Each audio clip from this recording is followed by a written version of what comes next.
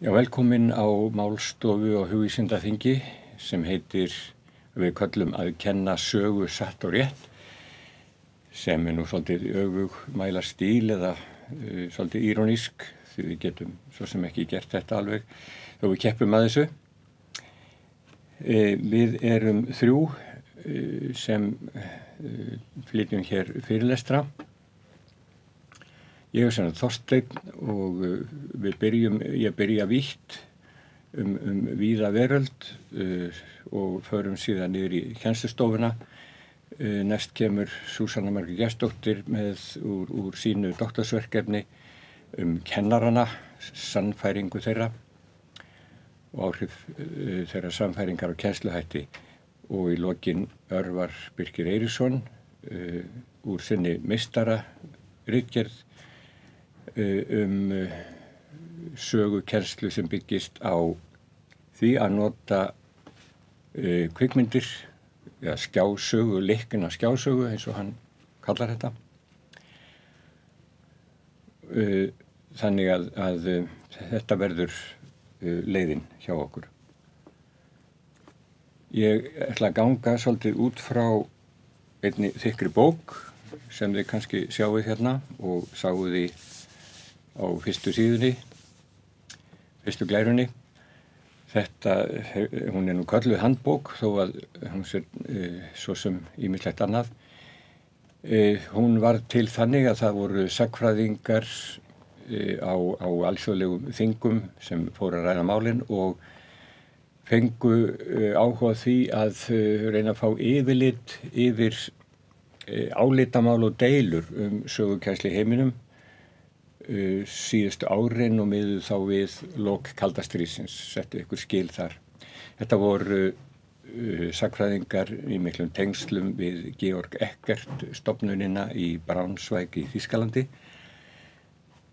Þar sem stundar eru miklar rannsóknir og ráðgjöf kennslubækur einkum í sögu og víða veröld, svo sem mest í Evrópu. Og úr þessu varð þessi bók sem gefin út hjá Palgrave Macmillan og kölluð Handbook of Conflict and History Education in the Post-Cold War Era. Þarna eru 57 greinar jafnmörg lönd í heiminum og þetta verður svona minn útgangspunktur og fer svolítið út fyrir það. Ég og þarna einn part okkar land. Þetta eru sem ekki öll land í heiminum en býsna mörg. Það tóku mörg ára að koma þessu út eins og hægt að ímynda sér með svona flókið mál mörgum löndum og þess vegna þó hún hafi verið komið út í fyrra þá finnst mann nú vanta kannski svolítið í síðustu atburði þarna. Við endurnýjuðum talsvert, fengum þetta til endurnýjunar nokkru sinnum en enga síður upplýsingarnar eru kannski ekki allar glænýjar. Til þess að sjá svolítið útgangspunktinn í þessu máli þá varpa ég fram hvað ráði nú mestu sögunám í skólum. Lista hér upp nokkur stór atriði. Það í fyrsta lagi sem kemur fram náttúrulega skýrt í þessari bók þegar maður fyrir að lesa þessi innlegg frá mismunandi sagnfræðingum og sögukennurum í heiminum. Í fyrsta lagi það stjórnarfarið. Það augljóst í ýmsum löndum. Við getum rétt ímyndað okkur núna í Hvíta-Rússlandi. Þetta sést í Póllandi og nokkrum stöðum það býsna augljóst en jafnvel í okkar friðsamu löndum þá getur stjórnarfar haft ákveðin áhrif á þetta. Það misjafnt eftir í hvað stjórnvöld hafa mikinn áhuga á sögu lands og sögukennslu. Ég set fram orðið eins og tíðaranda. Það þarf ekki að vera, stjórnarfarið getur verið í andstöðu við tíðarandan og þá getur það breyst. Það líka með stjórnarfarið að það verður oft jafnvel ríkisstjórnir með mikinn stjórnunarvilja og stjórnvöld þau ráða ekki við það að gjörbreyta öllu í kringu sig, þannig að stundum tíðarandinn þannig að það breytist ekki. Við sjáum til dæmis í Póllandi þá breyttist sögurkennslan talsvert áður en Sovétkerfið hrundi í sambandi í samningu við áhrif vegna áhrifa Solidarnosc samstöðuhreyfingarinnar, svona sem dæmi.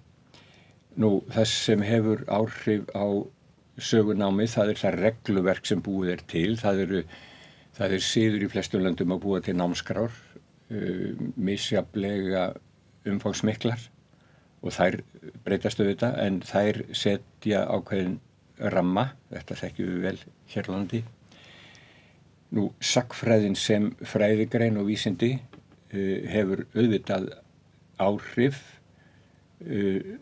Stundum sagnfræðin á undan og reyndar kannski dálítið oft, stundum finnst manni aðrir hlutar í sögukennslu og sögunámi vera á eftir, en jafnan þarna mikil tenging á milli. Námsgögnin sem kennararnir nota, útgefin oftast nær, það allar athuganir hafa sýnt að kennslubækur eru áfram mjög áhrifamiklar í kennslu, og þess vegna hafa þær og önnur námsgögn mikil áhrif. Nú, kennararnir auðvitað í algjöru lykilhlutverki varðandi sögunámið. Þarna mætti bæta við, og Margrét kemur inn á þetta meira á eftir, en þarna mætti bæta við ýmsu eins og foreldrum og heimilum, en ég skulle segja að það sé innifælið í tíðarandanum. Nú, það hefur verið lengi, má segja alla 20. öld, meira og minna, hefur verið, og fram til þessa dags hafa verið gerðar rannsóknir á samspili þessara þátta, og ekki bara svona sem akademískar rannsóknir, heldur líka til að hafa áhrif á það sem en geta kannski beint haft áhrif eru inntæki, þar að segja sögu kennslubækurnar, það snúist mikið um það. Það flóknar að hafa áhrif á kennarana og svo framvegis, að þetta það líka markmið. Og þetta oft gert beinlínis í friðarskyni, og svo ég skauti nú yfir 20. öldina svona hraðfara, þá var þetta starfsemi sem var stunduð eftir fyrri heimsstyrjöld, þegar menn höfðu upplifað það að þessar fjandsamlegu ímyndir þjóða í Evrópu höfðu hjálpað til við að berja hver á annari, og eftir stríðið þá stofnað þjóðabandalagið, og eitt af því mörgu sem þar verður í kringu það eru einmitt athuganir á þessari ímynd sem menn hafa sett upp af öðrum þjóðum í kennslubókunum. Og þetta náði til Norðurlanda, og það voru skipti á kennslubókum og athuganir hér á milli landa. UNESCO, menningarstofnun Sameinuðu þjóðanna og vísindastofnun Sameinuðu þjóðanna, tekur nokkuð við þessu hlutverki eftir seinna stríð. Sömuleiðis Evrópuráðið, mjög athafnasamt í þessu, haldandi ráðstefnur og slíkt. Og síðan þessi stofnun sem stendur að bókinni þarna miklu leyti, Georg Eckert í Þýskalandi. Svo þetta hefur verið stundað langt árabil, og fókusin mikið á kennslubókunum, af því þar vonast menn til að geta haft áhrif. Nú, það sem þetta yfirlit snýst aftur mjög mikið þjóðarsagan. Þó að þetta þessi handbók sé alþjóðleg, þá hún fjallar hún þjóðarsögu í hverju landi, nema svo þetta samantekið í formála, og þá segi ég, hægt að segja heildstæða þjóðarsögu. Sko, hún glímir við mörg vandamál, það eru erfiðar minningar til að segja frá og glíma við og taka á, sem valda alls konar deilum og mismunandi skoðanir. Það getur verið nýlendu tíminn, það eru þjóðarmorð og helförin, einræðisstjórnir, sigrar og ósigrar. Það eru misjafnlega stórir atburðir. Eitt málið eru hinir ýmsu hópar samfélagsins. Hvernig hægt að ná til allra í einu landi?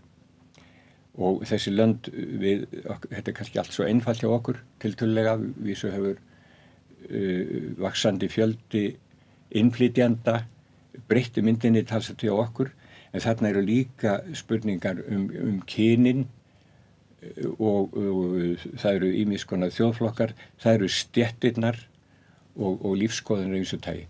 Og í mörgu löndum getur þetta verið mjög samsett og flókið og valdið deilum. Það sjálfstæði landanna oft í fókus og það verið að segja sögu sjálfstæði einhver markmið hjá flestum þessu löndum og menn segja sögu þeirra og þá vill sagan verða dálítið líkjandi og einangruð en svo þetta land óvart í einhverjum heimi og þar tengslin þar á milli geta verið með ýmsu móti. Það getur valdið vanda að fjalla einstaka atburði og tímabili, búin að nefna þarna í fyrsta lið reyndar, en þetta á alveg sérstaklega við seinni heimsstyrjöld, sem nánast allstaðar í öllum pislunum í þessu bók hún til tals. Það líka spurning hvernig á að segja þetta, á að segja eina samfellda, heildstæða þjóðarsögu stolti eða á hún að vera margþátta, vera fjölbreytt, á að segja mismunandi skoðanir og gera grein fyrir þeim. Þarna menn stödd á mismunandi stöðum og tekist á þetta. Má segja síðasti liðurinn sé að svipuðu tagi, þar að segja að gefa þetta sögulega yfirlit eða að vera gagnrýnin og fá tækin til þess að skoða hlutina á gagnrýnin hátt. Þessi þjóðernissaga, nú tek ég hana upp, mála ég hana upp sem erkitýpu sem þegar hún sem allra sterkust.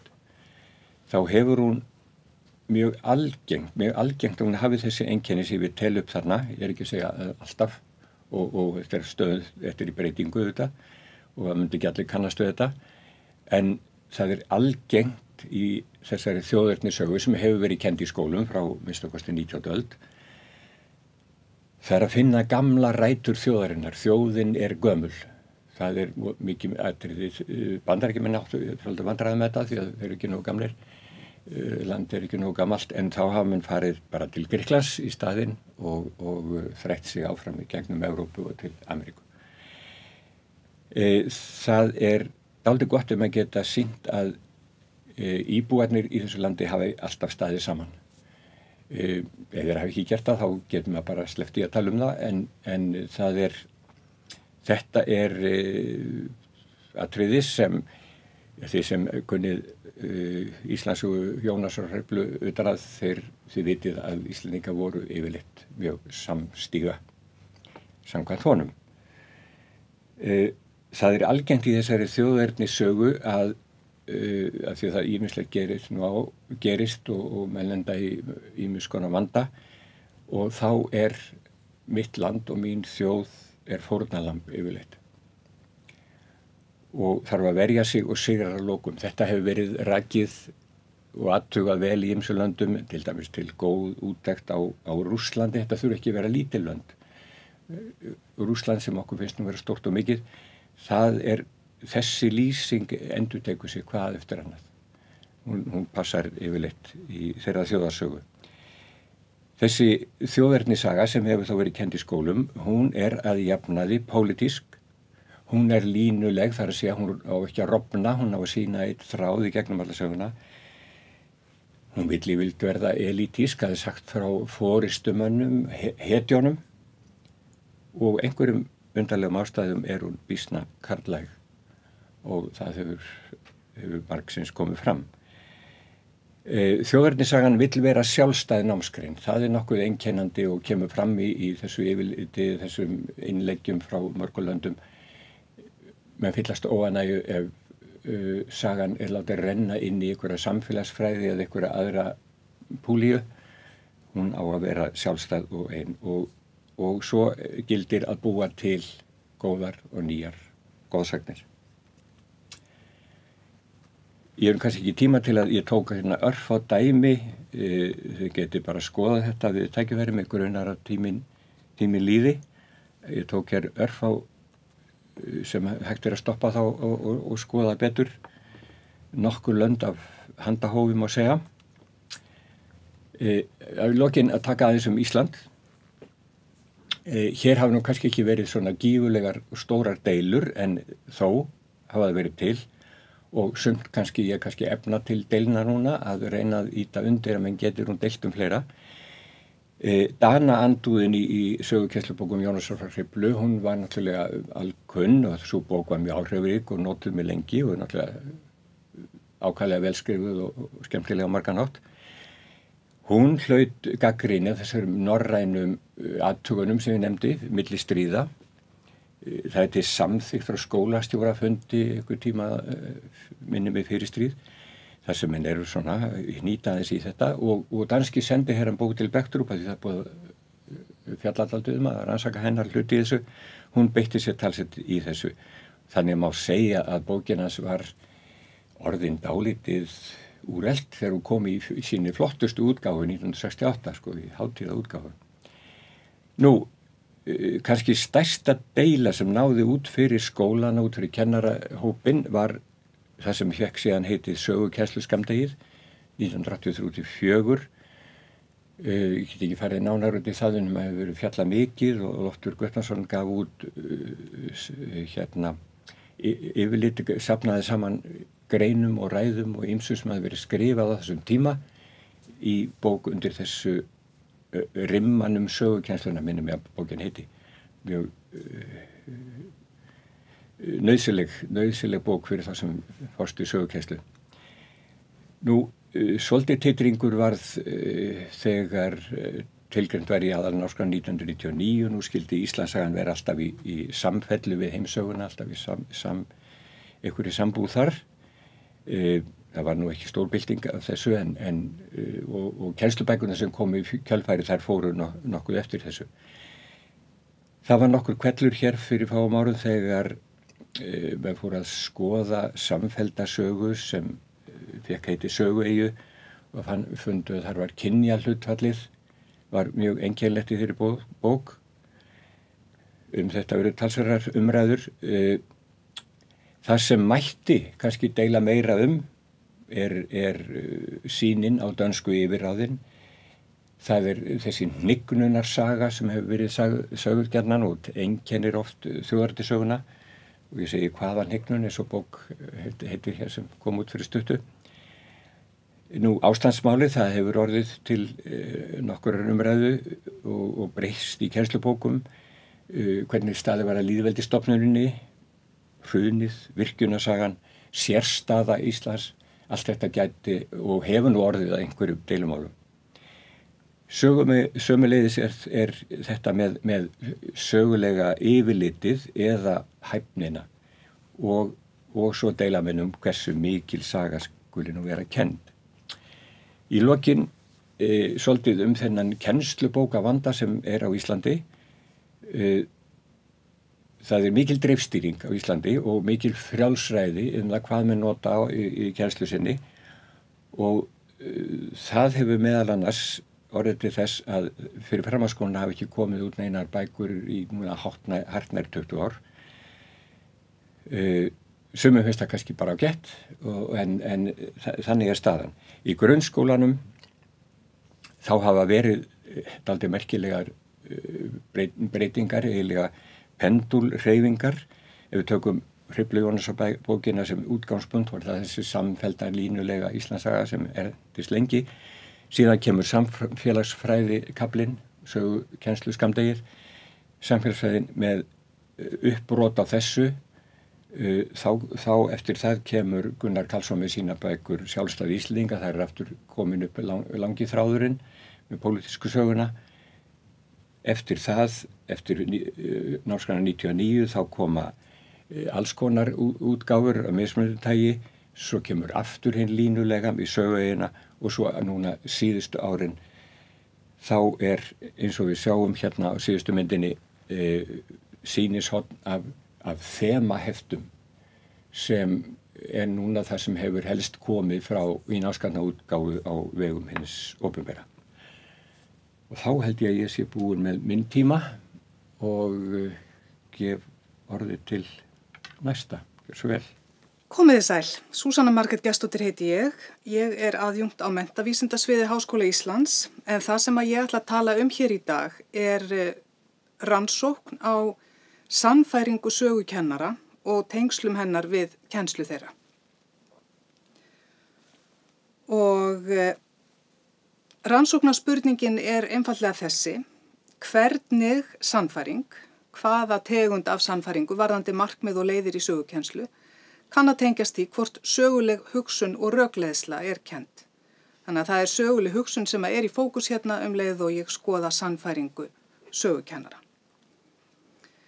Til að byrja með best að skilgreina sannfæringuna sem á ensku kallað teacher's beliefs. Við blöndum þessu ekki saman við þekkingu, þetta eitthvað allt annað heldur en þekking sögukennara. Þetta eru gildi og viðhorf sem að kennarar hafa tileinkað sér löngu áður en þeir urðu kennarar og viðhalda sér jafnvel andstætt reynslu og það það sem að ótrúlega áhugavert fyrir okkur sem að stöndum í kennaramenntun að velta fyrir okkur að sannfæring kennara gjarnan mótuð áður en að kennaranemar hefja nám og breytist oft ekki jafnvel þó að kennarar í praxis rekist á eitthvað sem stangast á við sannfæringu þeirra. Hún sem sagt svona ofboðslega djúpstæð og það eru margir rannsakendur sem að halda því fram að sannfæring ráði mestu það hvernig kennarar takast á við verkefni, hvernig þeir túlka atburði og aðstæður og hvernig þeir taka ákvarðanir í sínu starfi. Þannig að mínu mati þá þetta verulega verðugt rannsóknarefni.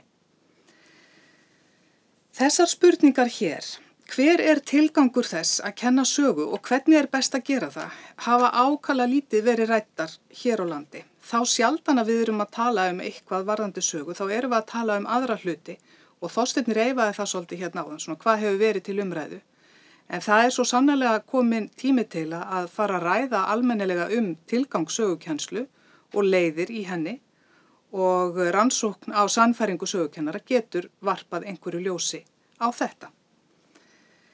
Þessi rannsókn hluti að stærri rannsókn við Háskólann í Amsterdam og ég ætla bara rétt aðeins að nefna hvernig ferlið í þeirri rannsókn hefur verið. Við byrjuðum á að búa til greiningartæki sem að við köllum Teach HTR. HTR þá Historical Thinking and Reasoning, söguleg hugsun og rökleiðsla, bjuggum til greiningartæki sem að hægt að fara með inn í kennslustundir og skoða hvort kennarar að kenna sögulega hugsun og þá hvernig þeir gera það.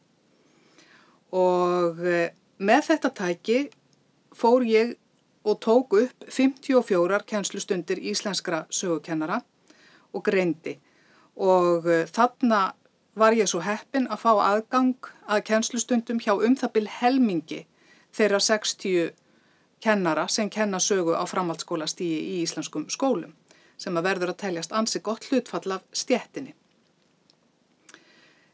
Úr þeim hópi valdi ég síðan 8 sögukennara sem að nálguðust kennslu sögulegrar hugsunar á ólíkan hátt til þess að skoða nánar hvað þeir væru að gera og ræða við þá til að reyna að grennslast fyrir hvað byggi að baki kennslu þeirra. Að lokum höfum við svo notað þetta tæki í kennaramenntun í Hollandi og í fagþróun íslenskara sögukennara og til þess var nú leikurinn gerður í upphafi. Markmiði var sem sagt að búa til tæki sem að nýttist bæði nemendum sem að væru að reyna að átta sig á í hverju kennsla sögulegra hugsunar fælist annarkvort hjá hver öðrum eða hjá reyndum kennurum sem þeir fá að heimsækja í tíma og sömulegis að geta notað þetta í fagþróun þeirra sem að vilja efla kennslu sína í sögulegri hugsun. Hafi menn áhuga á að lesa nánar niðurstöður þessarar rannsóknar á 54 kennslustundum íslenskra sögukennara þá nefni ég hérna í hvaða grein það hefur birst.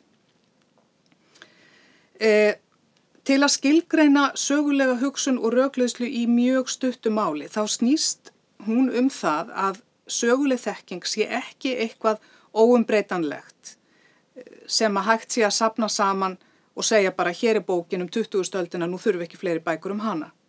Heldur akkurat hið gagnstæða, söguleg þekking alltaf háð þeim sem eru að tala, þeim sem eru að skoða og þeim sem að tala við.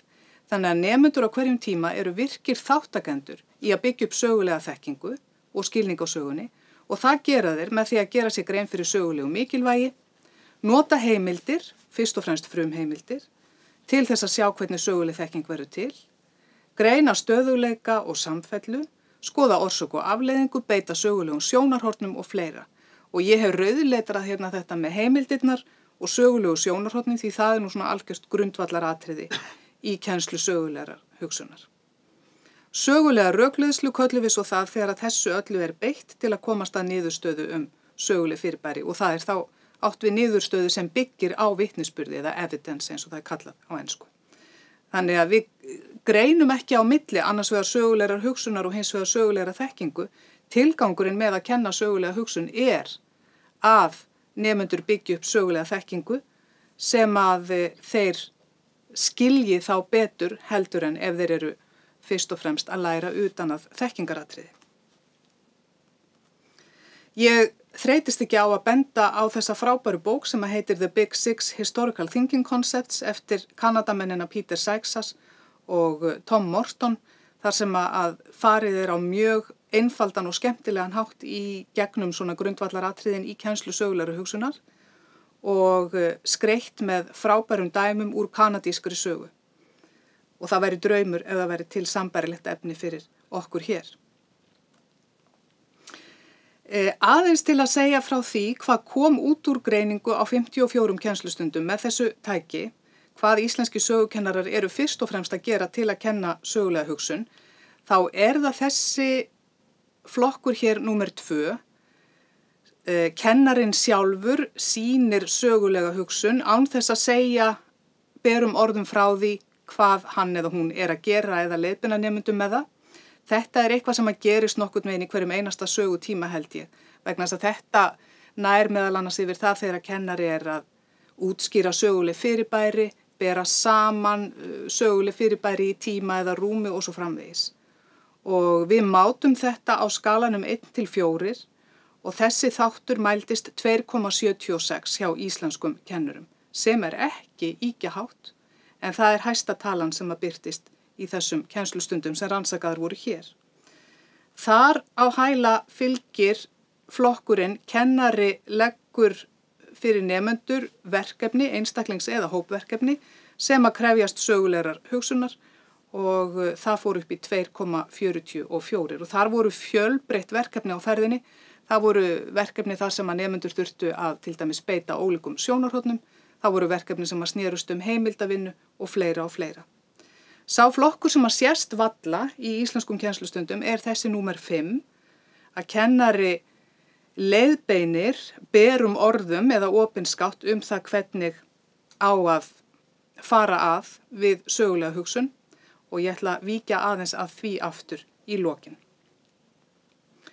En þá að rannsókninni á sannfæringu sögukennara. Hér nöfn þeirra 8 kennara, þetta að sjálfsögðu dulnefni, það nú ekki að taka það fram, 8 kennara sem að teknir voru út úr þessari stærri rannsókn og valdir vegna ólíkrar nálgunar sinnar á kennslu sögulegrar hugsunar. Og einu breyturnar sem að ég ætla að sýna hér kennslureynsla þessa fólks og þáttaka þeirra í fagþróun. Ásgeir og Eiríkur þeir sem að kenndu sögulega hugsun töluvert mikið. Nanna, Ragnar og Saga sem hérna neðst, þau gerðu lítið af því og svo einhvers staðar þarna mitt á milli voru Dagur, Gunnar og Þór. Þetta fór þannig fram að ég tók upp 2 kennslustundir hjá hverjum þessara kennara. Þær voru síðan greindar með greiningatækinu sem að nefnt var hérna áðan. Síðan tók ég viðtöl við kennarana þar sem að spurningunum var ætlað að draga fram sannfæringu þeirra. Það voru spurningar á borð við hvers vegna finnst þér að eiga að kenna sögu, hver eru þín persónulegu markmið með sögukennslu, hvað hefur haft áhrif á hugmyndir þínar það hvers vegna á að kenna sögu og svo framvegis. Og kennararnir litu með mér á brot úr kennslustundum sínum til þess að skerpa svolítið á ákveðnum þáttum. Það er að segja þegar þeir á annar borð gátu hugsa sér að gera það, en það er nú svo merkilegt að kennurum finnst ekkert gaman að horfa á upptökur af sér kenna. Ef við lítum á niðurstöðurnar, það sem að Ásgeir og Eiríkur sem að lögðu mikla áherslu á sögulega hugsun gerðu, það var að þeir kynntu undir sögulegri færni. Sögulegri hugsun eða gagnrýninni hugsun sem að íslenski sögukennarar setja svolítið samansemmerki á milli. Þeir stunduðu sögulegan samanburð, þeir lögðu mikla áherslu á áhrif fortíðarinnar á samtíman, á breytingar og samfellu. Þeir lögðu áherslu á siðferðilegan boðskap sögunar til dæmis, að Ásgeir sagði til dæmis, ég vil að nemendur átti sig á því af hverju þeir hafa það eins gott og þeir hafa, miðað við jafnaldra annar staðar eða á öðrum tímum. Þeir lögðu áherslu á að nemendur skildu hugtök eins og lýðræði og svo framvegis. Þeir sögðu báðir berum orðum að innihaldið skiptið á minna máli heldur en aðferðirnar og aðferðir þeirra voru mjög nemendamiðaðar. Kennarinn var í algjöru aukahlutverki í kennslustundunum sjálfum, vissulega búin að vera í miklu aðalhlutverki við að undirbúa þær, en þegar að kennslustundunum sjálfum kom þá var kennarinn í aukahlutverki og nemendur voru gjarnan að vinna verkefnavinnu sem að hafði ekki fyrirfram ákveðna niðurstöðu, open-ended tasks eins og það kallast. Og Eiríkur sagði til dæmis að þetta hefði breyst síðan að hann byrjaði að kenna, ég er búin að minnka efnið, en við förum dýpra og ég læt þau gera miklu meira. Og þetta er svolítið lýsandi fyrir marga sem að leggja áherslu á kennslu sögulegrar hugsunar. Þau sem að lögðu litla áherslu á þetta, Nanna, Ragnar og Saga, þau lögðu áherslu á að veita nemendum sögulegt tíma yfirlit og þau vildu að nemendur öðluðust vandaða og góða sögulega þekkingu. Og þetta var gjarnan gert í fyrirlestraformi og þar var að ræða mjög vandaða fyrirlestra, mjög efnismikla. Kennsluaðferðir þar með mjög kennaramiðaðar og nemendur mun óvirkari heldur en í hinum kennslustundunum. Og þá er rétt að staldra aðeins við og taka skýrt fram að það hvort að kennsluaðferðir eru nemendamiðaðar eða kennaramiðaðar hefur ekkert að gera með viðhorf eða viðmót til nemenda. Því að kennarar sem að aðhyllast mjög kennaramiðaðar kennsluaðferðir geta verið fullt eins umhyggjusamir og svo framvegis og aðrir. Þessi þrjú lögðu áherslu á að búa nemendur undir frekara akademískt nám. Það höfðu Ásgeir og Eiríkur nefnt líka en á gjörólíkan hátt meðan að þeir, Ásgeir og Eiríkur, voru að spá í að kenna nemendum vinnubrögð eins og til dæmis meðferð heimilda og svo framvegis, að þá voru Nanna, Ragnar og Saga meira að hugsa að gefa þeim góðan grunn þannig að þau gætu farið í hvaða fræðigrein sem væri og væru bara svona vel heima almennt. Það er mjög lýsandi fyrir aðferðir þessa fólks, er þessi tilvitnun hér. Það er fullt af skemmtilegu sem ég ekki sagt ykkur ennþá, sagði þessi kennari í lok kennslustundar. Hvað er mikill tími eftir? Tökum 2 glærur í viðbót áður við hættum. Kennarinn fann rosalega mikið fyrir því að einhver þekking væri að brenna inni sem að yrði að koma frá. Og þetta er eins og þið sjáuð algjörlega kennaramiðað, en þetta er feikilega kunnuleg tilfinning sögukennara allstaðar og alltaf. Svo eru það þeir sem voru þarna mitt á milli, Dagur, Þór og Gunnar. Þeir gerðu sumt og sögðu annað eða öfugt. Dagur til dæmis, hann hafði látið nemendur sína vinna verkefni sem hafði enga gefna niðurstöðu og þeir eru að nota alls konar heimildir og vinna sig af sínum niðurstöðum og rökstyðja þær. En hann ræddi þetta ekki í viðtalinu sem ég tók síðan við hann þó ég reyndi að fá hann til þess. Þannig að mér gat dottið í hug að þetta hefði nánast verið af tilviljun að hann lagði svona verkefni fyrir nemendur. Og Þór talaði til dæmis það að Saga væri feikilega gagnleg kennslugrein til að kenna nemendum að meðhöndla heimildir og vinna með heimildir. En svo sagði hann að það væri samt sem að það mjög erfitt að kenna það sem að var svolítið merkilegt að heyra. Því það er náttúrulega mikið grundvallaratriði í sögunámi að mínu mati og margra fleiri. Til að gefa smá yfirlit það sem að þessir sögukennarar vilja að nemendur þeirra læri, að þá nefndu 7 af 8 þetta að skilja samtíma viðburði og aðstæður, 8 sagði hvað býr að baki, hvers vegna erum við þar sem við erum núna. 6 þeirra vildu að nemendur hefðu yfirlit yfir tíma, þar að segja allir nema þeir 2 fyrst nefndu Ásgeir og Eiríkur. Síðan voru nefnd ýmis atriði sem að tilheyra sögulegri hugsun eins og að vinna með heimildir, skilja orsaki breytinga og svo framvegis. 4 nefndu þetta, 4 nefndu menningarlæsi sem að mörgum finnst líka vera mjög mikilvægt markmið sögukennslu og undirbúning fyrir frekara nám. Síðan var það þetta með að geta tekist á við siðferðileg álitamál og það er þáttur sem að verður sífellt meira og meira áberandi í umræðu sögulega hugsun á okkar dögum. Það er þessi siðferðilega hlið eða the ethical dimension sem að fleiri og fleiri er að skrifa að rannsaka. Og einnig nefndu 2 af nemendur öðlist almennafærni og svo líka þetta bara að hafa gaman af sögu sem að eykur bara lífsgæði fólks að mati okkar sögukennara yfir höfuð. Það var aðeins 1 kennari af þessum 8 sem að sagði beinlínis að tilgangur sögukennslu væri að nemendur áttuðu sig á ólíkum sjónarhornum. Aðeins 1 sagði það en margir voru að gera það samt sem áður og þetta finnst mér svo merkilegt. Til að fara að ljúka þessu, þá er hægt að draga þetta svolítið saman í það að þau sem að aðhyllast kennslu sögulegrar hugsunar, þau virðast ýta undir rannsóknarnám, inquiry-based learning, þar sem að nemendur eru eins og rannsakendur og sagan er spennandi og við vitum ekki alveg hvað kemur út og spurningarnar eru ótal og þær eru miklu fleiri en svörin og þetta er skemmtilegt. Þau ýta undir það að nemendur vinni með heimildir og ekki síst frumheimildir og nóg er nú til frá fyrstu tíð. Þau leggja áherslu á að nemendur skoði og beri saman ólík sjónarhorn og ekki bara ólík sjónarhorn heldur líka ólíkar túlkanir og þau nota nemenda miðaðri kennsluaðferðir heldur en aðrir. Og eitt enn sem að ég staldra svolítið við en þar náttúrulega miklu meiri rannsóknir til að átta sig á hvort það skiptir máli en á töflunni sem ég sýndi ykkur yfir þessa 8 kennara þá kom fram að þeir sem að eru mikið í að kenna sögulega hugsun voru jafnframt mun virkari faglega í endurmenntun og svona fagþróun yfir höfuð. Og það má velta því fyrir sér hvort að það sé í raun og veru bara eðlilegt ef að manni finnst að þetta sé ekki bara komið, heldur þurfi alltaf að vera í þróun og endalausir skoðun að það sé þá það sem að maður er að gera sjálfur. En eins og ég segi miklu meiri rannsóknir nauðsynlegar til að geta alhæft eitthvað það. Og þá eru þetta mín loka orð hérna, að það er alveg greinilegt að íslenski sögukennarar, þeir tengja kennslu sögulegrar hugsunar mjög við þjálfun gagnrýninnar hugsunar sem hefur verið mikið á dagskrá hjá okkur og við sjáum alveg hvaða sannfæring sögukennara býr þar að baki. Þetta er mjög auðvelt að tengja við eitt af markmiðum aðalnámskrár.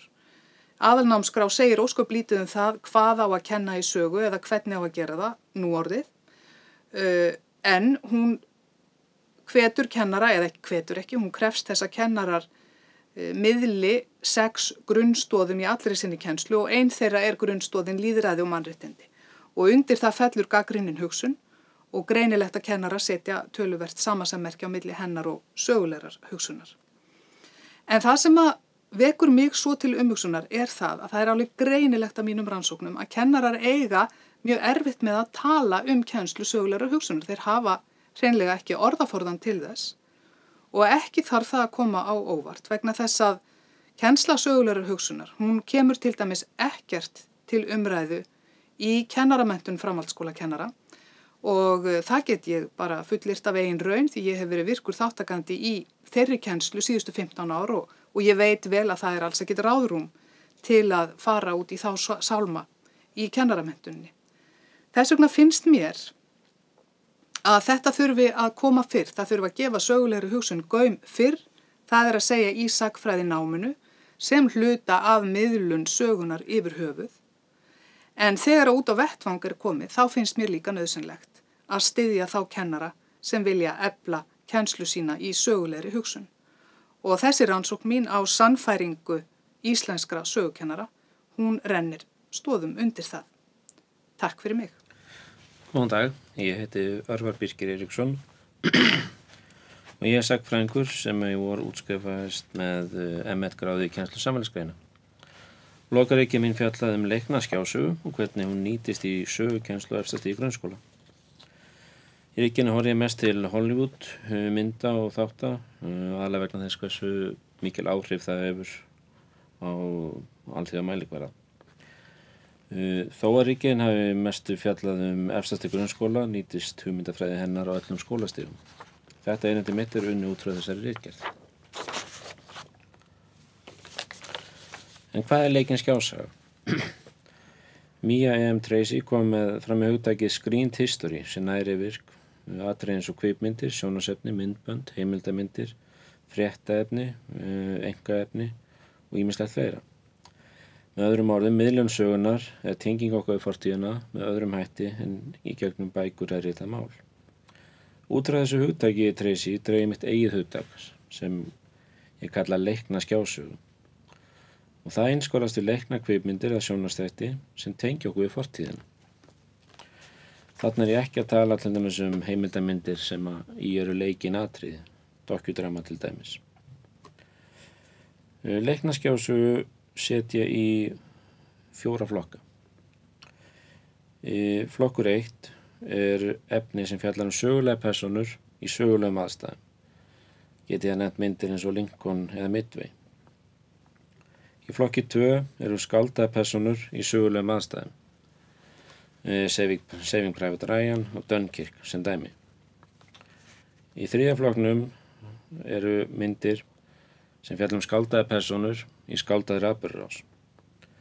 Fortíðin, þar sem efni gerist, er það meira eins og við getum sagt sviðsmynd.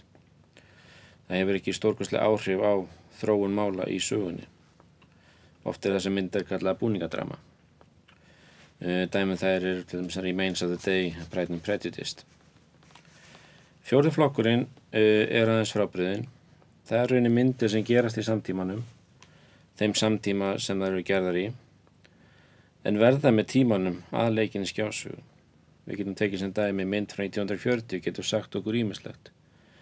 Hún er nokkurs konar frumheimild tísku, tækni, tíðaranda, talanda, hegðun fólks á þeim tíma, svo eitthvað sem nefnt.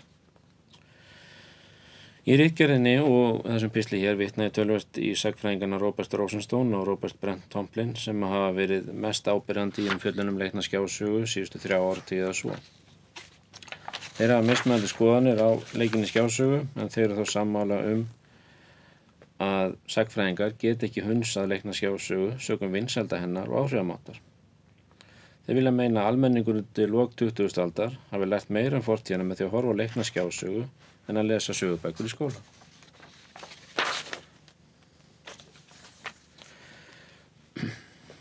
Fólk tengir við fortíðina með margvíslegum hætti og má það nefna heimsóknar og söfn, samtöl við eldra fólk, lestur sögulegra skáldsagna, skoðun ljósmynda, áhorf leikna kvikmyndir, þætti og heimildarmyndir. Í rannsókn sem gerð var í Bandaríkjunum miðjan 10. áratuginn kemur fram að 81% þátttakenda hafði á liðnu ári horft á kvikmynd eða sjónvarpsþátt sem fjallaði fortíðina. En 53% höfðu lesið bók sams konar efni. Það verður að teljast líklegt að þessi munur hafi aukist síðan þessi rannsókn var gerð fyrir 25 árum síðan. Sama rannsókn leiddi einnig í ljós að þátttakendur upplifðu sterkari tengsl við fortíðina með því að horfa á kvikmyndir eða sjónvarpsþætti en að læra hann í skóla. Athyglisvert er að samkvæmt rannsókninni virðist leikinn skjásaga ná betur til fólks en það kennsluefni sem almennt er notað í skólum. Fræðimenn eru margir þeirra skoðunar að almenningur sé fann innbyrða stóran hluta á sinni sögulegu þekkingu gegnum leikna skjásögu, en ekki frá kennslubókum eða kennurum. Kennslufræðingurinn Bruce Van Sledreit talar hinn svokölluðu Disney áhrif, en það kallast tilhneigni nemenda til að bera sögulega staðrendið við það sem þeir telja sig þegar vita innan gæsalappa eftir að horta leikna skjásögu. Nefnir að dæmi The Starving Time í Jamestown 1609 sem nemendur telja að hljóta að vera ríkisstjóranum eða governora að kenna. Og er það vísað í teiknimyndina Pocahontas þar sem að þessi einstaklingur var yfirleitt rót alls ills. Börn og unglingar lesa sífellt minna og þegar kemur að tengslum þeirra við fortíðina og söguna hafa bækur sífellt minna vægi. Vægi sjónrænna miðla eykst á sama tíma og hafa sumir sagfræðingar, þar á meðal Rosenstone, líkt þessari breytingu við það þegar sagan færðist á munnmælum yfir í ritað mál. Hann talar uppi sér runni tímabil eftir læsi. Robin Rosenstone gengur svo langt að velta upp þeirri spurningu hvort sagfræðingar geti ekki lengur sagt sögur sem skipti aðra en þá sjálfa máli. Robert Brent Tomlin viðurkennir þó að bækur séu mun betri þegar segja á sögunni í smáatriðum eða greina hana. Leikinskjása geti ekki miðla miklu magna upplýsingum eða fjölda sjónarhorna.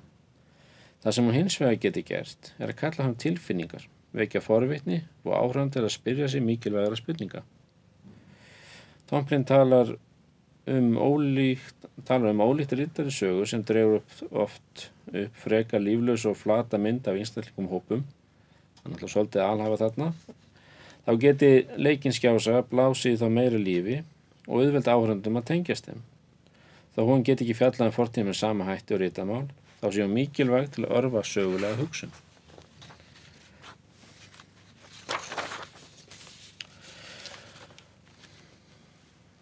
Læsi einn af grunnþáttunum 6 í aðalnámskrá grunnskóla í dag. En læsi getur verið margan hátt. Í tekja klukkustunda bíómynd rúmast samtöl upp á 10-20 blaðsíður. Þá erum við að tala svona venjulegt 12 punkta letur. Þar lendi gefur augalega að leikinskjása að miðlar upplýsingum allt annan hátt en ritað mál. Það er mikilvægt að gera sig grein fyrir því hvernig hún miðlar upplýsingum til þess að vera læs á miðlinn, öðlast læsi á hann. Og mun ég nefna hér nokkur atriði sem hún gerir. Öðruvísi en bókin. Leikinskjása að þjappa saman atburðum og færir í tíma til að hraða atburðarásinni. Gott dæmi er The Death of Stalin, sem þjappa margra mánaða atburðarás í nokkra daga. Leikinskjása að sameinar auk þess persónur. Samanber sjónvarpsþættina Tudors sem fjallar Hinrik VIII. Þar eru systur hans tvær sameinaðar í eina persónu. Sömuleiðis í þáttunum Chernobyl, þar sem Emily Watson leikur vísindamann sem er safnkarakter fyrir fjölda vísindamanna sem unnu að viðbrögðum við kjarnorkuslysinu. Leikinskjása færir líka til atburði í tíma. Má það nefna kvikmyndina Glory, þar sem Robert Shaw Gould hafnar og síðan samþykkir að taka við Hertel 54 í veislu. Þeir raun þetta var ferli sem tók nokkra daga og bréfaskriftir. Leikinskjása einfaldar sömuleiðis sögun og sleppi mörgum atriðum. Þröngur rammi hennar takmarkar magn smáatriða sem geta komið fram og eins fjölda persóna. Þarna standa sjónvarpsþáttaraðir betur að vígi en kvikmyndir því þeirra tímarammi er mun víðari. Það er eitt sem mikilvægt að hafa í huga sem að horfum leikna skjásögu, að vitanlega eru alla sögupersónur í henni tilbúningur. Það er hæpið að Genghis Khan hafi verið lítið eins út og John Wayne. Útlit rödd, fas og talandi, margar sögulegar persóna er á huldu og því þarf að skálda. Eins er fortíðin sem sýndir leikinni skjásu öll sviðsett og sömuleiðis nánast öll samtölin.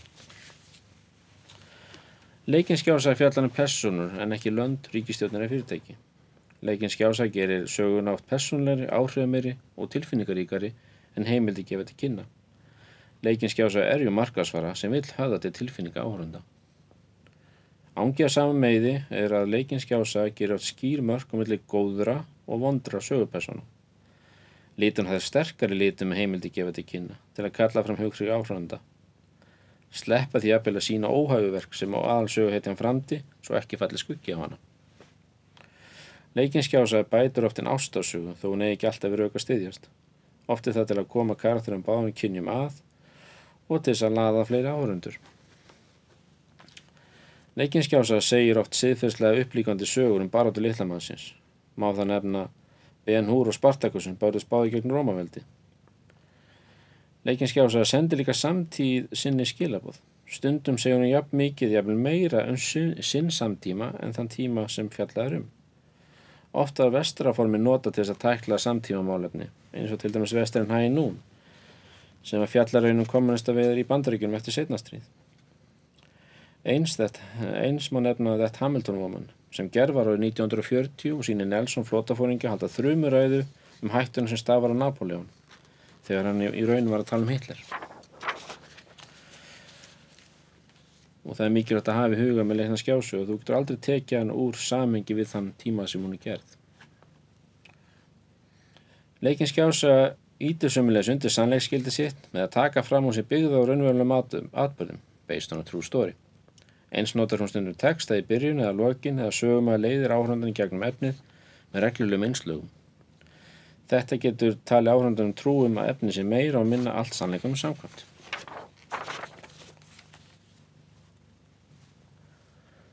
En þá skulle hans horfa á Leikna skjásu í kennslu. Rosenstone talar að Leikinn skjása hafa brotið sér leiðin í kennslustofuna, en ekki sé gott að átta sig á nákvæmlega á því hvers vegna svo sé. Er það vegna leti kennarana, ólæsi í nemenda, eða vegna þess að hún geti gert eitthvað sem bókin getur ekki? Angi af þessu meiði spurning sem Paul B. Weinstein varpaði fram árið 2010 að hvort það hafi haft meira áhrif á vitneskju almennings vinnurinn í Normandí, fjöldi ritaðra rannsókna eða kvikmyndin Saving Private Ryan. Kennari geta einfaldlega ekki hort fram hjá áhrifum allra þessara nýju miðla sem nemendur sækja í. Ef skoðið nýlega ástralska rannsókn, þar sem 203 sögukennari framhaldsskólum voru spurðir hvort þeir teldu kvikmyndir vera öflugt kennslutæki, þá töldu 83% svo vera. 42% þeirra sögðu helsti kostu þeirra væri að það kölluðu fram samkennd. En 30% taldi þeirra helsta kost vera að það gerði söguna lifandi, auðvelda áhorfendum að sjá hana fyrir sér og ýttu undir sjónrænt læsi. Af þeim 15% töldu kvikmyndir ekki gott kennslutæki, nefndu flestir þá ástæðu að þær var ekki sögulega réttar. Þrátt þess að yfirgnæfandi jákvæðni kennari í garð kvikmynda, þá við aðeins 8% þeirra fengið einhverja tilsögn í að nota þeirra í kennslu. Nemendur horfa ekki sjálfkrafa gagnrýnum augum Leikna skjásögu þegar kennari sýnir hana í kennslustofunni. Því má velta fyrir sér hversu gagnrýnir þeir eru þegar horfa á Leikna skjásögu í bíósalnum eða heima í stofu. Þetta reynir stoðumynd þá nauðsyn að gera nemendur læsa á Leikna skjásögu. En hvað ber að hafa í huga ef við ætlum að nota Leikna skjásögu í kennslu? Stærsta atriðið er að hafa skýrt markmið með að sýna efnið. Það má ekki nota Leikna skjásögu sem umbunara stjórnunartæki í kennslustofunni. Markmið þarf að vera skýrt og finna þarf efni sem passar við það.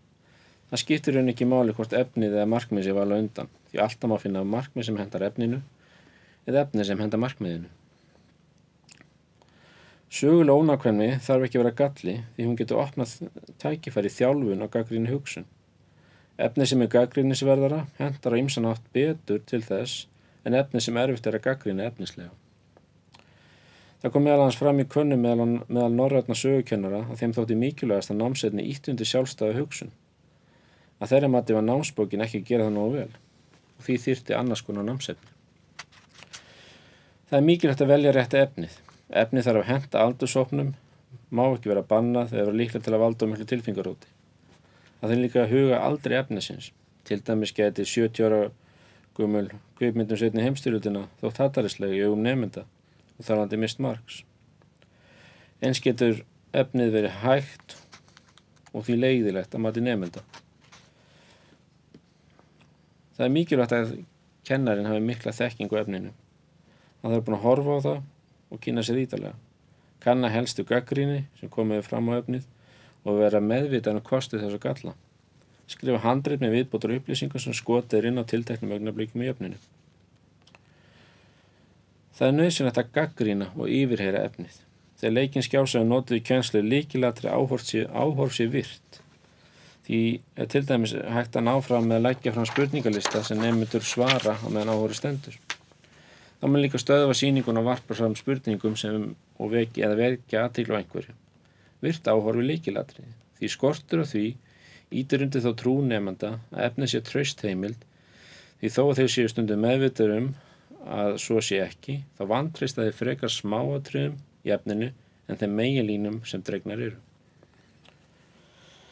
Leikinn skjásaga í eðli sínu ekki kennsluefni og getur því aldrei staðið einu óstudd. Hún þarf alltaf leiðsögn kennarans og stuðning af öðru efni eins og heimildamyndum og kennslubókum.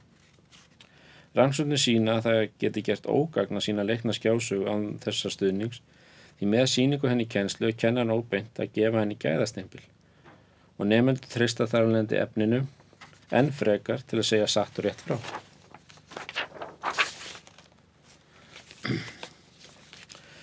Í bókinni Teaching History with Film, Strategies for Secondary Social Studies eru sett frá nokkuð markmið með notkun leikinni skjásögu í kennslu.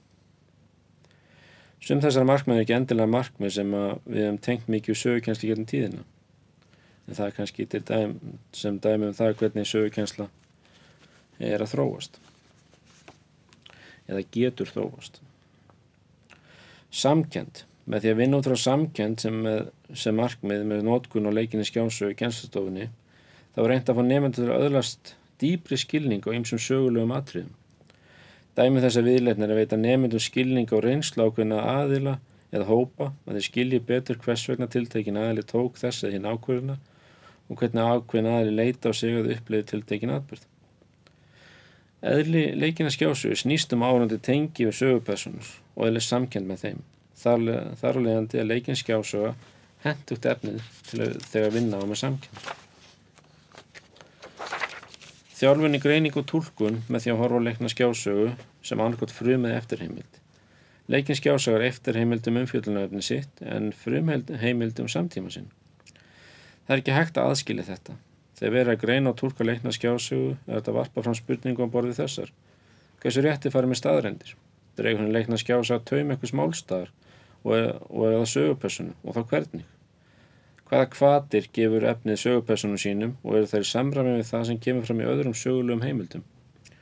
Hvers vegna telur þú efnið dragi upp þessa tilteknu mynd á sögulegum personum sem það fjallar um? Hvernig tóna þessi mynd eða þessi leikna skjásaga við þau samfélagslegu gildi sem voru ríkjandi þegar efnið var gert? Hverju sleppt sem hefði getið verið gagnlegt að vita til að öðlast betri skilning á umfjöllunarefninu? Hverju gerðu efnið og er hægt að komast að því hvers vegna þeir gerðu efnið og hver tilgangur með því var? Hægt er nota leikna skjásögu til að læra erfið samtímamálefni. Ýmis vandamál samtíma segja sér langa sögu og til þess að skilja þau er gagnlegt að leita rótum þess.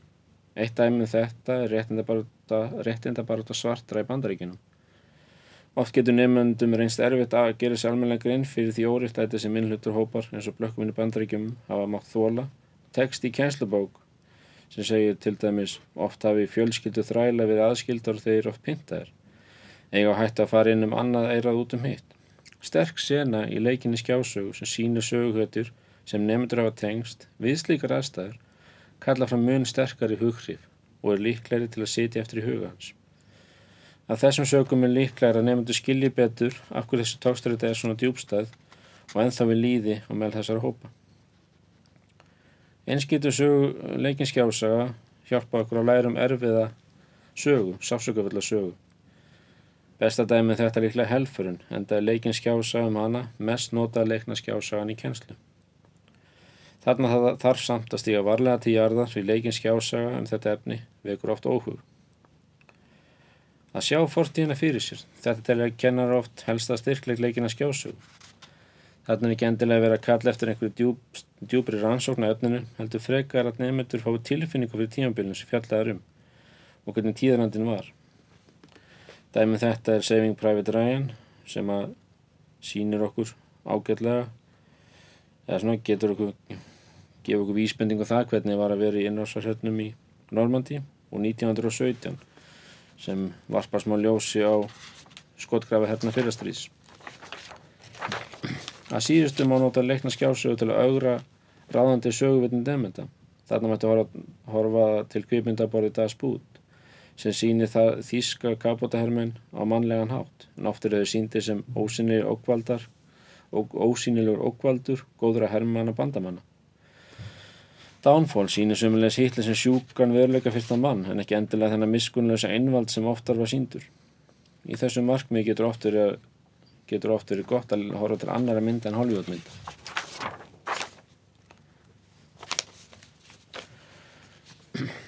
Leikinn skjása mótar söguvitund almennings í sífellt meira mæli á sama tíma og vægi bóka minnka. Þar lendir lykilatriði að kenna nemendum að lesa þetta efni rétt. En leikinn skjása og lesið efnið þurfi ekki að vera andstæðar pólar. Sterkasta efnið í kennslustofunni er sambland þessu tvennu. Leikinn skjása getur við kærkomin tilbreyting fyrir nemendur, hvíld frá bókinni. Hún hentar líka betur þeim sem er erfitt með lestur, til dæmis vegna lesblindu eða athyglisbrests.